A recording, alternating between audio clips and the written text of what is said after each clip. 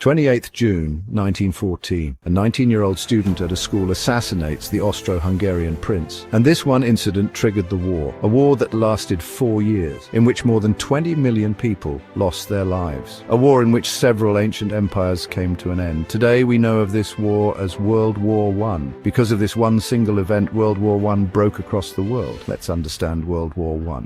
In the year 1914, Europe's map looked like there was an Austro-Hungarian empire in the middle. The empire was much bigger than the present size of the countries Austria and Hungary. Germany's empire was also much bigger than present-day Germany. Poland wasn't a country. There was the Russian Empire in Russia. There was the Ottoman Empire in present-day Turkey. Apart from these, there was the United Kingdom and France. Most of the European countries were monarchies at the time. It means there were rulers in those places. In fact, there were only 3 European countries that were democracies rather than monarchies: France, Switzerland, and San Marino. The region of Bosnia-Herzegovina was under the Ottoman Empire for 400 years. But instead of getting independence, another empire came in and captured them. Obviously, the people of Bosnia were enraged at this. But then comes the assassination of Ferdinand. The thing was that the Bosnians that were annexed didn't accept that meekly. The Bosnians wanted freedom. A new revolutionary movement had begun. It is named the Young Bosnia. It was a revolutionary group of students, and the Serbians were helping them. They aimed to build an independent country. In fact, not only did they aim to free Bosnia-Herzegovina, but also to unite with Serbia. They wanted to build a united South Slavic nation, Yugoslavia. Yugo means South, an apt term for a South Slavic country. But anyway, on 28th June 1914, the Prince of Austro-Hungary Ferdinand with his wife Sophie went to visit the annexed territory in Bosnia. 6 Bosnian revolutionaries planned to assassinate them.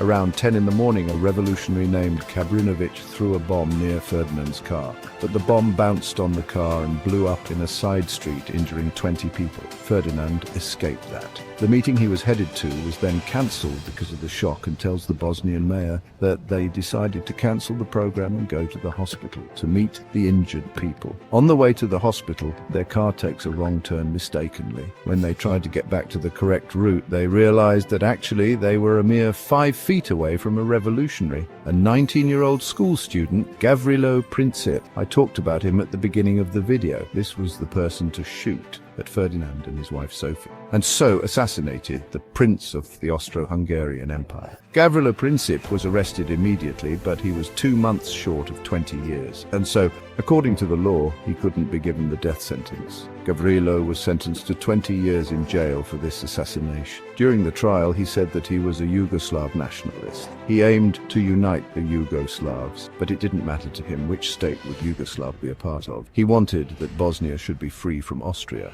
The Emperor of the Austro-Hungarian Empire is enraged at the assassination. In anger, they declare war on Serbia. Russia sees this as an attempt to annex Serbia, and so Russia went to save Serbia. Germany saw that Russia was taking arms against the Austro-Hungarian Empire, and so Germany went to save the Austro-Hungarian Empire. This time, France doesn't stay behind. France reached there in support of Russia and Serbia. This created an interesting chain called the chain of friendship. They started the attacks. But because the Ottoman Empire had enmity with Russia, the Ottoman Empire reached in support of the Austro-Hungarian Empire. The United Kingdom gets involved in this too, because Russia, France and Britain had an alliance treaty called the Triple Entente. This was how the Great War ensued, in which all these countries were at war with each other. Later, countries like the USA and Japan joined this war in support of Britain and France, and obviously the countries that were under British rule, like India, get involved in this war because the British needed soldiers, and the easiest option was to use the people of the countries Britain had colonized as soldiers. Many Indians went to participate in World War I on behalf of Britain. This was how World War I began.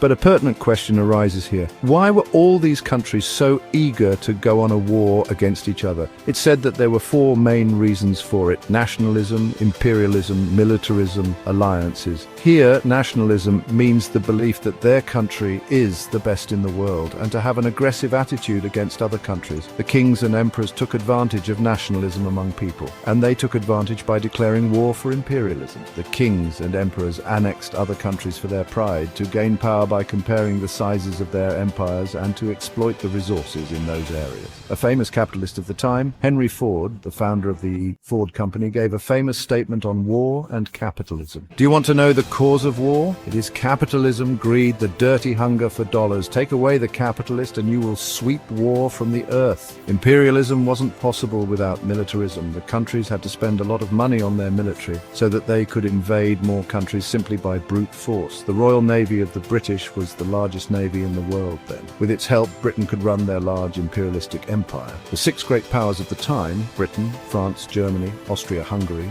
Russia and Italy, had combined military spending of around £94 million in 1870. And by 1914 it had increased to 4 times this. All of these countries were spending a lot of money on military. These countries were greatly interested in imperialism, capturing as many countries as possible to extend their empire. The fourth reason cited here was the alliances. The original reason behind forming these alliances was imperialism. The Triple Alliance was formed in 1882 among Germany, the Austro-Hungarian Empire, and Italy. These 3 countries had promised mutual support to each other if any of the great powers were attacked. The second major alliance was formed in 1907 called the Triple Entente among Great Britain, France, and Russia. Now, the biggest question, did the people want World War I? The answer to this is mostly no, but the commoners were still pushed into the war. The first reason was that the job of the soldier then was for the poor. A common man would become a soldier, put his life at risk for the greed of a ruler. Why would people want to do this? To earn money for the lack of employment. They looked for jobs as soldiers in these countries. There is another reason, the propaganda that used to be spread then, linguistic nationalism. The newspapers and media at the time created an image that to enlist oneself in the army was a noble profession, labeling it as a selfless service for the country. Soldiers were shown as gentlemen, disciplined heroes. I hope you found the video informative. Until next time, stay curious, stay tuned.